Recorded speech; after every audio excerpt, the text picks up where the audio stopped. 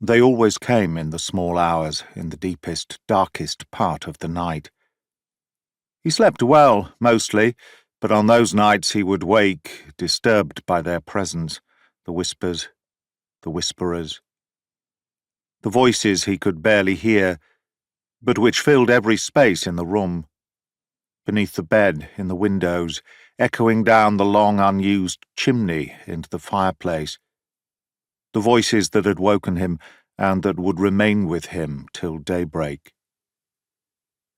If the voices had been there every night, it would have been unbearable, but they came only occasionally, perhaps once every few weeks. There had been times early on when he'd thought they had finally ceased, when the gap had increased to a month, 2 months, sometimes even 3.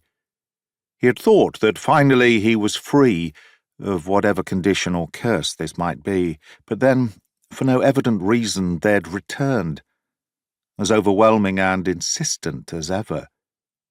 He could barely recall when this had begun. He had no clear recollection of the first time it had occurred. All he knew was that there had once been a time, a decade or more before, when it had not been part of his life. Now it seemed it always would be. He had never worked out what made them come, what prompted them to begin their insistent whispering. There was no warning, no obvious trigger. They just came. Sometimes he thought the occurrences were becoming more frequent. At other times he thought they might be diminishing. The truth was he had no idea. There was no pattern, no sequence. In some respects that was the most disturbing part. He was accustomed to recognizing patterns, to identifying relationships and connections. It was what he did.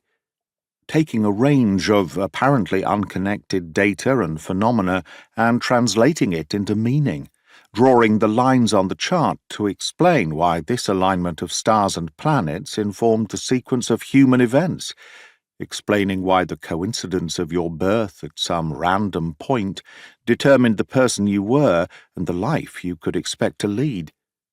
He ought to be able to make sense of this.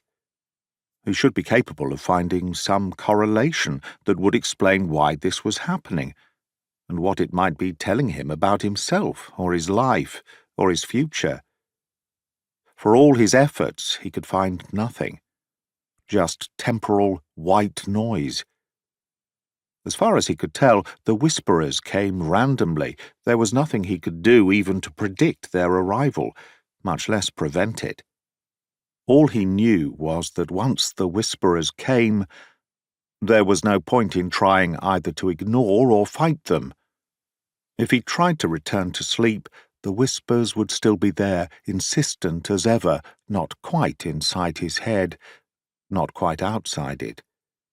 If he tried to close his ears to the sound, it would seem to grow, not louder, he thought, but somehow more present, more invasive. There was no solution other than to get up, go downstairs, busy himself with something else, something that required a degree of attention, though he knew from experience that the whispering would not allow him to focus on anything too demanding.